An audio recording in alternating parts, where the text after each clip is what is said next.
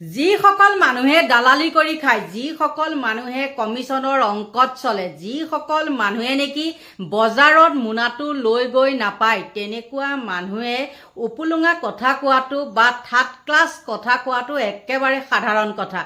আপোনালোকে গম পাইছে বজাৰত লাগিছে জুই, যি নেকি আগতে আমিবিলাকে সকলোৱে যিবিলাক চাউল খাইছিলোঁ সেই 26 কেজি চাউলৰ দাম আছিল কিমান 1600 টকা বা 1500 টকা। মই সোণা শক্তিৰ চাউলটোৰ কথাই কৈছোঁ দেই। কিন্তু এতিয়া সিদিনাখন আমাৰ আনন্দে কিমান পৰিছে জানেনে? 1800 কিমান টকা পৰিছে, মানে প্ৰতি কেজি চাউলৰ দাম 85। আৰু আপোনালোকে যিসকলে বজাৰ কৰি পাইছে তেওঁলোকে বস্তুৰ দাম একেবাৰে সুন্দৰকৈ জানে।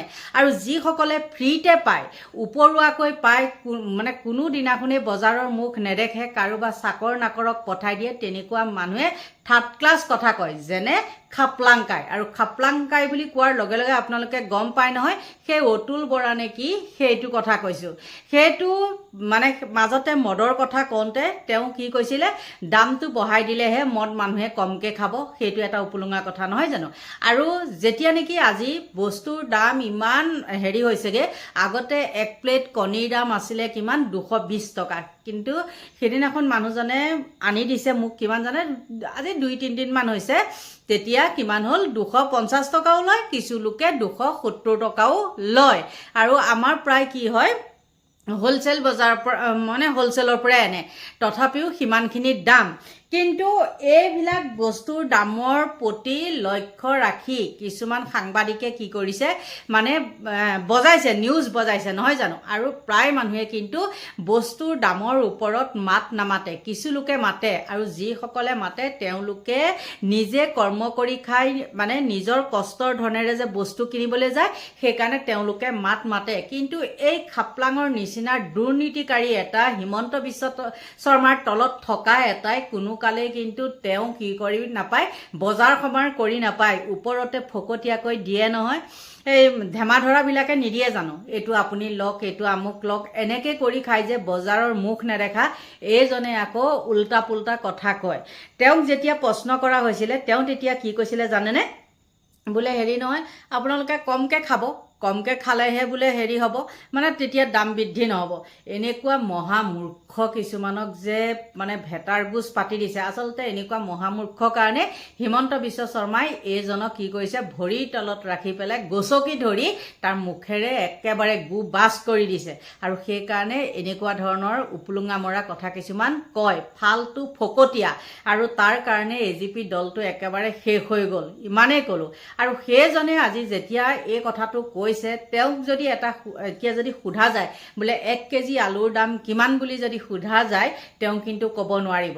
যদি তেওঁক সোধা যায় বোলে পিঁয়াজৰ দাম 1 কিলোত কিমান, সেইটো তেওঁ ক'ব নোৱাৰিব। মই কালি পিঁয়াজ আনিছোঁ হোলচেল মাৰ্কেটৰ পৰা, কিমান জানেনে? 40 টকা, আৰু এটা আছে 45 টকা। আৰু আলু ঠিক তেনেকৈ 30 টকা, আৰু এটা আছে 25 টকা। 25 টকীয়া আলুটো আনিব নোৱাৰি, মানে এনেকুৱা টাইপৰ। আৰু আপোনালোকৰ ফালে হয়তো বেলেগ বেলেগ হ'ব পাৰে, নাজানো।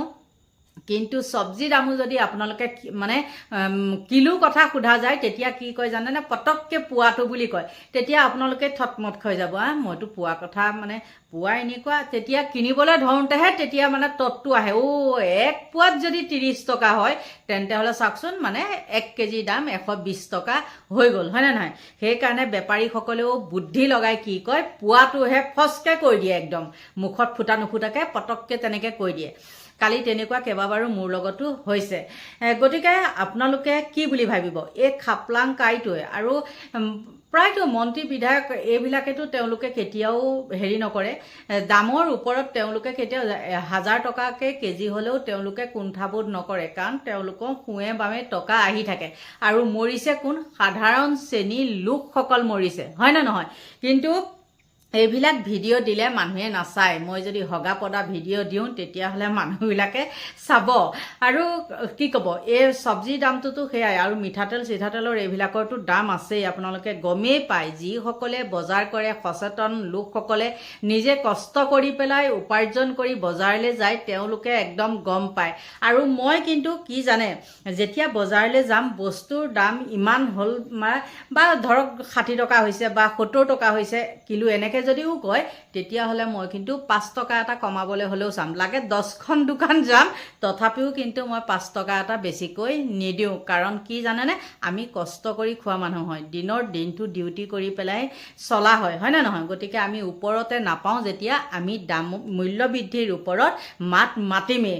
গতিকে খাপলাংকাই এনেকুৱা উপলুঙা কথা কোৱাৰ লগে লগে একদম মানে কি ক'ব আৰু, যিমানখিনি মানে বেয়া গালি আছে সিমানখিনি বেয়া গালি পাৰিবলৈ মন যায়, কিন্তু সেইবিলাক শব্দ যে নোলায় সেইকাৰণে সেয়া কথা নকওঁ। আৰু এই খাপলাঙক কিয় নাজানো একেবাৰে হজম নহয়, তেওঁ কি ধৰণে এনেকুৱা থাৰ্ড ক্লাছ কথা ক'ব পাৰে। তেওঁ বোলে জনপ্ৰতিনিধি, আৰু জনপ্ৰতিনিধি এজনৰ মুখত তেওঁ এনেকুৱা ধৰণৰ কথাই শোভা পায়নে বাৰু? চাওক, দাম বৃদ্ধি হৈছে, দাম বৃদ্ধি হ'লে মানুহে কম খাব অলপ, কম খালেই মানুহৰ স্বাস্থ্যৰ কাৰণে ভাল হ'ব না। আমি সদায় কওঁ যে কিছুমান হাজবেণ্ডে হয়, মই দেখিছোঁ যে তেওঁৰ পৰিবাৰতকৈ হাজবেণ্ডগৰাকী বেছি এক্টিভ হৈ যায়। গতিকে যি প্ৰতিনিধি সেই প্ৰতিনিধিয়েই এই কামবিলাকৰ লগত জড়িত থাকিব লাগে, সেইটো আমি বিচাৰোঁ। আমি চাওক, মানে এই গোটেই কথাবোৰ যোৱা দিনকেইটাত দায়িত্ব লোৱাৰ পিছত আমি আলোচনা কৰিছোঁ, কিদৰে আমি পঞ্চায়তবিলাকক অধিক স্বচ্ছতাৰে ৰাইজৰ মাজলৈ লৈ যাব পাৰোঁ। পঞ্চায়ত আইনে বহুতখিনি ক্ষমতা আৰু কৰ্তৃত্ব দিছে, নতুন নতুন আঁচনিও, বিশেষকৈ এতিয়া জিও আহিছে, 15 ফাইনেন্স 16 ফাইনেন্স এইবিলাকৰ ধনবিলাক আছেই। কিদৰে সদব্যৱহাৰ হয়, বহুত সময়ত বহুত অভিযোগো শুনা যায়, সেই দিশত মই চকু ৰাখিছোঁ। আৰু এই ক্ষেত্ৰত আমি অত্যন্ত সতৰ্ক হ'ম, আৰু কিবা যদি অভিযোগ পোৱা যায় তাৰ বিৰুদ্ধে আমি অত্যন্ত কঠোৰ ব্যৱস্থা কৰিম। দাম বৃদ্ধি হৈছে, দাম বৃদ্ধি হ'লে মানুহে কম খাব অলপ, কম খালেই মানুহৰ স্বাস্থ্যৰ কাৰণে ভাল হ'ব।